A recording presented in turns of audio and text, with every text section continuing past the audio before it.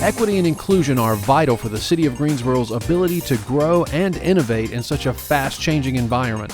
One Greensboro is a monthly show that highlights some of the ways the Office of Equity and Inclusion honors the observances listed on our Heritage Calendar and spotlights a City of Greensboro employee in a segment we call The One. These observances are an integral part of the National Equal Employment Opportunity and Civil Rights Program and encourage us to live as one people, one community, one Greensboro. Today's episode, we are here at Barber Park Event Center. What better way to celebrate what we are believing in One Greensboro than to celebrate August 26th all month long? It's Women's Equality Day, but also here at the City of Greensboro, we're celebrating Women's Equality Month. So this month, we're going to talk about a little bit of history, a little bit about an exhibit that is featured here at the Barber Park Event Center. So I know you will have so much fun listening to all these great stories. So sit back, relax, and let's find out what One Greensboro is all about this month.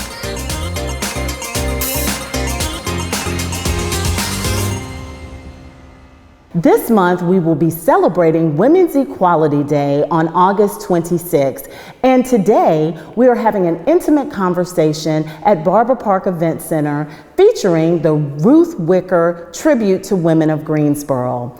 I am so happy and so thrilled. This month, it's a little bit different. I will be a part of this conversation. And what better partner in crime, dynamic duo that I have with me here than Bridget Blanton, who is our director of the Greensboro Public Library. Bridget, hey, welcome. Hi, it's glad to be here today. I'm glad you're here. Could you introduce yourself and tell us your title and a little bit about yourself? Okay, so Bridget Blanton, of course, and the actual official title is the Director of the Department of Libraries and Museum. Most people call me the Greensboro Public Library Director, and that's fine, but I love for people to know that we are just very fortunate to have the Greensboro History Museum as part of our department. I've been with the City of Greensboro for 33 years. I love the City of Greensboro, and I love what Greensboro is doing and where we're going. So having this conversation with you today is just one of the progressive moves that I see us doing as a city. Absolutely. And Bridget, I know you and I work a lot together in my role as Chief Equity and Inclusion Officer. And it's so funny because I've known you throughout my life because we started when I was here and then I left and it's like we picked up and nothing ever changed. And that's what I appreciate about you and the spirit that you bring to things, because I knew this would be the perfect conversation for today, for us to talk about equality and what it means. Because one thing that a lot of people don't know that we have in common is we're both political science majors. Correct. And we love poli-sci. Now you one-upped me because you're poli-sci and? I have my master's in library science, but also my undergraduate degree also includes administration of criminal justice. Absolutely. So we understand how important women's equality is, how important the voting process was, how important it was for us to have that history to get to where we are today. So tell us maybe a little bit about your background, and then I'll kind of play off that. And I know we have these conversations all the time, kind of get into mine as well. So, what's interesting, you start off as a young person trying to decide on a career, right? So I think mine initially, I was interested in law, the reason behind the administration of criminal justice and political science. But it really actually starts because my grandfather, I'm going to be honest, I was born in 1965. So my grandfather, probably from the time that I was 3 years old or so, I was watching, the national conventions of both political parties. Absolutely. He involved me in the process very early on. So he also took me with him when they went to vote. So I was a little kid holding the hand of the granddad, going behind the curtain to vote. So it was always of interest to me. So the importance of voting, the importance of, I don't think I realized then the significance of me going at a time when, a lot of times people weren't really thinking about women and how important that was. But I remember the very distinct fact, Maria, of watching my grandmother and grandfather have conversations about voting, but watching them split up to go do their votes and laughing sometimes in the car because they knew they had canceled out each other's vote. So, thinking about voting and the importance of it has been a part of my life for as long as I can remember. So thinking back about the fact that, wow, that hasn't been a right for women forever and people had to fight for that. So having this conversation on Women's Equality Day, talking about that is important because we don't want anyone to take anything for granted. The vote is not something that you take for granted. It's important. At all. And I know, Bridget, one of the things that I'm so excited about, and I finally get a chance to talk and be on this end, I actually teach, as you know, part-time political science at North Carolina A&T State University. I've been teaching 20 years plus, but the joy of my life is to go into that classroom and to tell the students who were kind of like I was 20 years ago, hey, you have this right. Go engage in your right to vote, because your forefathers, whether they were minorities or whether they were women, which we're talking about today, paved the way for you to be where you are today. So you have to vote. It's that important. Exactly. And I just think back to some of the times, when I, went into the booth myself and I was confused and I said, I'm not going to do this. I'm not going to do this. But every time you go in, no matter what party you're voting for, you still should vote. Exactly. And I know you feel the same way. Oh, I do, definitely. You feel the same way. Wonderful. Now, what are your thoughts about commemorating this every year on the 26th? What do you think about that? I think it's important because I think we live in such a fast-paced society now. The time to stop to remember that everything that we have as a right needs to be something that we bring to the attention of every generation. Well, every day there's a generation being born, right? Absolutely. So it's important for us to commemorate it so we don't take it for granted. And so suddenly, maybe even though you're confused about going to the polls to vote, if you realize somebody fought for that, right? And there were women who couldn't do that, then suddenly you're educating yourself and you're asking the questions, and that's how it becomes part of your family history. Yes. I was really excited when my daughter voted for the first time. I realized that was part of what I instilled in her, and she doesn't take that right for granted. And last year, I remember it was so, it touched my heart because all the sororities and fraternities, especially the sororities, we did that stroll to the polls, right? So we all were in competition. We had on pink chucks and all this different stuff, but the highlight wasn't what I had on. The highlight was taking my daughter Madison with me in that booth, and she was like, Mommy, what are you doing? And showing her, because Candy Staten and all of those other people that paved the way, we are there now, and we can vote. And so that's why I think, in my opinion, we should really stop and honor on the 26th and not just say it's just another day. I don't know as far as to go and say it should be a holiday. Maybe it should one day, I don't know. But at least to stop and think and commemorate what, as women, how far we've come. Oh, exactly. I mean, Maria, to your point, it's important to you, it's important to me, but it's important to us because it was instilled in us. And so even though it may not have been officially recognized the same way, it was recognized by our parents. And so it was taught. So if we do that every year and we remind people, then we're going to have greater participation. One of the things we talked about, had COVID not been, what happened to us in 2020, the library was committed to doing some education programs around voter education, because we realized that libraries are considered safe spaces, so people could come to us and learn. And so that's something that I think we're still going to be committed to, because it doesn't have to happen every election year. It just needs to be something that's part of the fabric of what we do. And again, when you have that person, that female, that may not be as comfortable, if we create that safe space to say, you may think you can't navigate all of that, but you can, and we're here to help you, because people did this for you, because your voice matters, because that's what the vote means, is that your voice matters. And every woman and every person's voice does matter. At all times and every year. So you don't need to just vote on big presidential years. You need to vote all the time. Every time. Now I'm going to shift gears a little bit and give us a zinger question. You and I are high on the word equity. Right. Do you think equity and equality are the same? And if so or if not, talk to me, because I know I have my opinion. Well, it's interesting, because I don't think I thought about that for a long time. I'm going to be really honest. But I think the image that gave it to me the best is, I don't know if you've ever seen it, where they have these three individuals and they're on a ball field. And so they all have the same size box, but it doesn't put them at the same level. So those are equal size box, but equity means that I get the box that I need to bring me up to the same level. So I have become a person who really talks more about equity, even though equality is important, but equity, because You know, people are not looking, and I know this is an old saying, for a handout. They're looking for a hand up. Exactly. And that comes with giving me the starter box that I need. And then I've got a free road to do what I need to do, my decisions, my choices, but at least make me not have to dig out of a hole to get to that place. Absolutely. And I know you and I both have had first, you know, with you being the first African-American female in your position, I'm the first period in my position. Exactly. But I even go back to the times when I was in the Greensboro JCs and the North Carolina JCs, and just the fact that I was the only African American female, and what you know, I had to go through, and a lot of the peers around me didn't understand my mindset of saying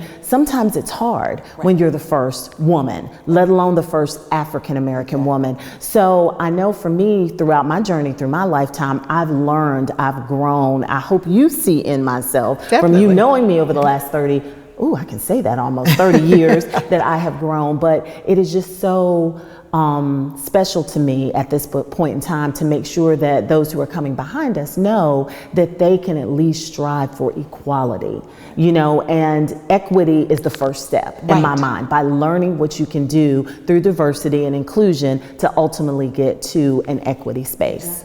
And I know you and I are working on some good stuff, I hope, to help that to go in the library and also in the Office of Equity and Inclusion. And I think at the work that you all doing at the City of Greensboro overall. Absolutely. I think that that's one of the reasons why I'm glad to be here. The City of Greensboro is committed to equity and inclusion. Absolutely. And so, you know, real conversations, candid conversations about our plight, so that the plight is easier for someone else. It's not that the city did anything wrong before, it's just we've learned more, and as we learn more, we do things a different way, and that's what we're doing, and I think that's great. Absolutely. And 3 words stand out to me, and it kind of ties into what you just said. The women's movement at that time, 3 words they were called: radical, immoral, and suffragist. Right. What do you think about those words? So I've been called radical before. Same here. So, you know, I don't have an issue with radical. I think sometimes it takes radical to bring about change. You know, suffrage was what it was. It's being an advocate. So it's like people use the term to make it sound derogatory, but it was advocacy. Immoral, I disagree with. I agree. Why? Because why is it immoral to say that every human has the same right? Absolutely. I agree. I agree. And whose judgment call is it for one human to put that on another human and say, you know, you're any less than I am? So I agree. I looked at those words and I was like the same, you know, we both are radical. I'm all for change. I'm all for making a difference. But that immoral, it just touched my heart. And I was like, I wonder how those women felt back then being called immoral. I couldn't even imagine. Well, and I think, you know, let's put it in the time that it was in. I mean, like, here you are, you're a woman.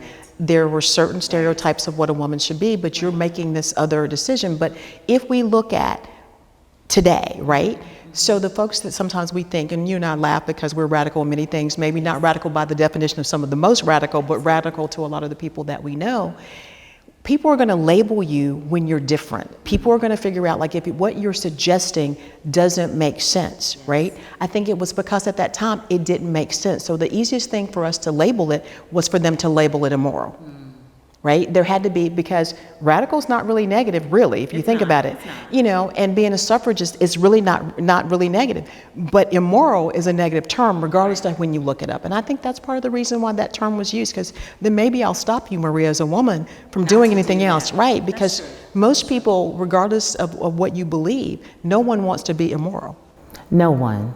Even though some people sometimes come across that way, I must admit. So in 2021, fast forward, do you think the movement has gone to where it needs to go fully for women? Do you think there is equitable pay? Do you think there are equitable chances at positions? Not just here at the City of Greensboro, but overall. You know, I know I have my opinion, but I always think it's getting better. I don't think we've arrived. I think it's getting better. I think that the competition that women have because of people putting us in certain places, like, and this may veer off a little bit, but I have to say this, like, I don't judge a woman who chooses to have a career versus a woman who chooses to be at home. And I think that's the piece of where we have not advanced, is we have to understand that regardless of what profession and career, because being a full-time mom is a career. Just as being in the workplace and being a mom or not being a mom is a career And a path choice. caretaker for And a some caretaker now, Yes. that's become huge. So I think that we have to look at it from that perspective. So I think that as women, we still have to push a little bit more for that understanding, but maybe sometimes not necessarily in the direction. I find myself sometimes advocating for my friends who have made the choice to stay at home. Right. And so I value every woman for their decision that they make that's best for them, best for their family. And so I think that's become part of what we have to talk about. But the other thing is we do have to negotiate a little bit harder to get the pay sometimes in some of these positions. I think that it's still helping to people to understand that we are capable and able, and when we come to work, we do come to work giving 100%. Right. We've learned how to balance. If we've chosen a professional career, we have made the choice to do the balance. Trust us to balance it. Don't try to make compensation to say, oh, I can't pay you as much because you're not going to be here. We're going to be, my 100% is my 100% until it, according to whatever the guidelines and the criteria that we have around my performance start to fail. As long as I'm performing, don't think that I'm less than. Absolutely. And for me, on the flip side, I agree with everything you just said, but also from the standpoint of people need to also advocate for themselves. Like you said, they need to do the research. I hate to say it, go on Google and find out how much that position is in the market so you can go and be an advocate for yourselves, because so many of us shortchange ourselves, males and females. Correct. But especially females, because they don't want to ask. And then I think the flip side of it as well, kind of going even deeper, is we've got to do a better job at making sure that women in this day and time are trained in STEM jobs and hard to fill jobs like engineers or inspectors, especially here at the city. We've got to make sure we do the work to put those jobs out there for them and say we can do those too. Firefighters, police officers. Exactly. The sky is the limit for a female. And I still think there is some type of oppression as far as saying women can't do certain roles. And that's when when we get past that, then we'll get the 26 as a equality day. Right. And I agree, Maria. And I think what I also have to say, and we need to be reminded, that oppression doesn't just come from men. Absolutely. So, as women, we have to respect each other, our abilities, our choices. One of the things we told our daughter was, whatever career that you want to do, you can do whatever you want to do. And believe it or not, I said, do what you're designed to do. Don't even necessarily be about the thing that pays the most money, because if you're doing what you love, it'll work out, your ability to do that. But I think when you said STEM, and in library land, we talk about STEM, STEAM, and STREAM. We want to get it all in there. But a female should realize we try to, in our story times and those kind of things, to make sure we're opening up, when you're teaching those basic literacy skills, that in those books and stuff, you may see if it's about firefighting, there's going to be a woman and a man. It's like it's not just those things. Because one of the things that we don't do sometimes, and the reason why sometimes our young ladies and girls don't see themselves, is because we don't lift up to them women who have done it as well. Absolutely. Because it's a whole lot easier. I was okay to be the first Black woman doing this, but there was a woman who preceded me in it, right? Mm-hmm. So if I can see a woman that's done it, then maybe I realize that's attainable. Or I can say, Johnny, you know what? Come over here. I know that you're a man in that profession, but my daughter Susie is interested. Talk to her about it. So we may have to do some combinations of not always having a woman when it's not possible if they're going to be the first. Who are the men that are willing to pour into young women who want to be the first? Right. I mean, we have to make sure we do those things because they need to understand it. They don't go into them because they're not exposed to the people who do it sometimes. And you'll never guess what Madison's talking about. She wants to be a police officer. And see, I was shocked. I was shocked. But again, to your point, I'm going to pour into her, I'm going to support her, and I'm going to give her all the tools that I'm able to do to support that decision, non-traditional. So as we kind of wrap down, what can you and I do? I'm just sitting here thinking, as the dynamic duo, to make this change and to really, really, in the rest of 21, encourage women and take women, even if it's on the 26th, preferably beyond, to make people feel. Well, I think in the city of Greensboro specifically, on August 26th, we need to make sure that there's something that we do, even, via Zoom, because we're in this situation right now, we're not really ready together, but can we take that time to say, hey, if you're interested, even if it's showing part of this or showing the tour that you're going to do with the Ruth, Wicker here and then the rest of the event center, do that to get people to pause. Because I think the first step is getting people to pause. And then with women also, as we go through, encouraging. One of the things, again, here in the city of Greensboro, we have it already, but we're lifting it up this year, the personal development plans for employees. Absolutely. So begin as a woman. If there's a career in a department or within your own, speak up. That's my first word that I will say to the women in this organization. Speak up. You know, it's like, oh, I don't think they're thinking about me. I'm okay. They're not thinking about you, but you know what? If you speak up, guess what? They have to think about you. And guess what word that is from the past? Not necessarily radical, but you could tie it into that, Right. because you have to use that inner voice and not always be quiet in order to make yourself seen and heard. And that's what I'm hoping that we can do on the 26th, all of that, but at least also get on that Zoom and put a word in there maybe about how we can inspire even others outside of our reach here at the city of Greensboro. So I'm just so excited, Bridget, that we had the time to talk, that we had the time to spend in this beautiful room, this featured room of Ruth Wicker tribute, but the work doesn't stop here. And I know you and I are committed to that work, Definitely. to advance women, to advance women's rights, and to keep the movement going, because it's so important. So Definitely. I definitely thank you for coming in Well, today. thank you for having me. And this won't be the last conversation, of course. Of course it won't be, Yes. because there's still things to be done. That's right. Thank you, Bridget. Thank we you. appreciate you.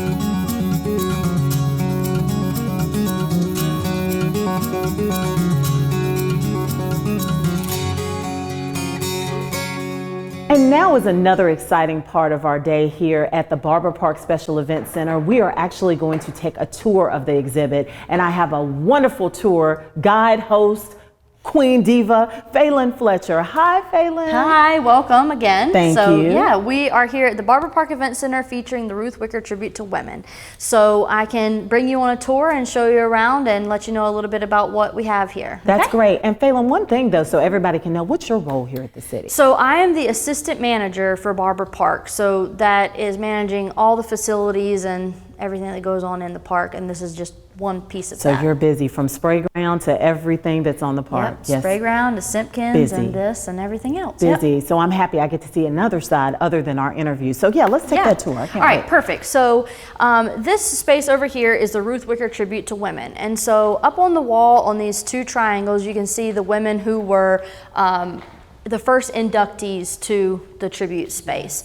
And then the gray plaques underneath have all the different organizations that the women were involved with. And so the idea is that if people come in here and learn about what they did and how they gave back to the community, that if people are inspired by that, then they can take one of these postcards and easily get in contact with the organization so that they can give back to the organization and to the city as well. Love it. So yeah, the most recent women are here, and then there's plenty of room for growth over years as more people get selected. Wonderful, And they're- wonderful. they're, And I like I see some said- city employees up there, Captain Pam McAdoo Rogers. I see some city council members, Yvonne Johnson and I think Carolyn so. Allen. Well, Carolyn Allen, I saw that. So we are so excited that this exhibit is still here. I can't believe, that it's been here. How long now? So we opened in January of 2019, and luckily we had a opening ceremony that was a kind of like a tribute to the women, and I believe it was 13 of the honorees were able to be in attendance that night. And so the good thing to me about it is that these women are still around to get to see that they are being recognized. And that's Absolutely. really important to me, that people sometimes get memorialized after they're gone, but I just think it's great that people are being recognized while they're still here to realize how much they're flowers. appreciated. Exactly. So Phelan, I see these unique floors. What is 3 sections of floor different? It's different. Why are these here? Okay, so from my understanding, the story is that this was taken from UNCG back when it was the women's college. There's a commencement house that the women were involved in building as part of their requirements of a class, I believe it was. And so the architect that was involved with this building and designed this building was also involved with that project. And when they took up the floors, she kept some of the floors. And then whenever she was involved in this project, since it was a tribute to women's space, she decided this would be a perfect way to use that use that bit of history in I the never space knew for that women. the whole time. So this is so exciting. So I'm standing on a piece of history. Yes, you are. I love it. Yes, As you a are. Spaggy, because I went to UNCG and A&T, but this is historical for me. I'm standing and on women put that down. Women, yes. Which we talked about before, non-traditional things that women can do. Yeah, of course. Now this room fascinates me. Can we go in this room Yep, and you tell me a go in little here bit next. about? So this room is, it has these lovely light boxes around the room that light up in lots of different colors. And it's different quotes from the women who are honored here, I guess. And they're intentionally anonymous, just to have it more as like a collective voice of the women, instead of just highlighting individuals. Yes. Can I ask you a question? And I'm going to answer it too. Okay. You do this all the time. Which is your favorite? Mine has to be it's just because it's on purple. I knew you and I had so much in common. Yes. Will you inspire? Because I think inspiration can do all of these things, and purple's my favorite color. Yeah, and it is nice because it's a way. It also helps trigger an idea for. It puts an action on the people who are visiting. It's how are you going to make a difference? Yes. And it gives you examples of the way these women have already done that. So then you can kind of imagine how you could make those changes and be a significant impact on the area. Absolutely. Now this table, I see those same shapes on the table. Do they coincide with each other? Yeah, and so the idea was kind of inspired by like a quilt type look. And so to me, it actually reminds me of those things that you made when you were a kid, you know, where you do those little, I don't know what you call them. Now they would be a poppet. Yeah, I don't know, call them like a cootie catcher or whatever they used to call them. I could never build them. Yeah, you do your future. Yes, I know what you're talking about. But so it was designed to kind of mimic that. And so all the women are on this screen. They'll pop up randomly. And so what you do is as you see someone that you want to learn more about, you just click the little quilt piece, and it opens up and it has generally a picture and the person's name, and so you click on their name to learn a little bit more about them. And then under each of these tabs that are kind of folded down is more information. They kind of twinkle at you to draw your attention to touch them. And after you've read them, it stays open so that you can see. And for this one, there's 2 photos you can see. Oh wow, okay. Yeah, and so you can go back, and so the different photos, and then you can see we've already done these tabs, and then these ones that are folded down, we still have more information that we could learn about. So you get the opportunity to learn more about each person and cycle through. Some have photos, some have quotes, they all have information. And then when you've done it, all the tabs, it sparkles at you like, good job, you did it. And then this little All Honorees tab opens up so that you can easily click back and see more women. Wow. And it also has them by each category that they were selected to be a part of. So, and then you can choose through to see all the list of everyone. You can choose to see the full list and scroll through to pick someone that you would like to learn about. This is so cool. And I do think that more people, I know we're in COVID and everything's going on right now, but this is so inspirational, especially to see how we've come from the voting rights movement, which we're talking about on August 26th, to see how these women are inspiring and how these people are, you know, making a difference, not only in Greensboro, but throughout the world, some of them. So this is so cool. And a lot of them were firsts in their field. So that's very interesting to know that right here in Greensboro, there's that good bit of history already in.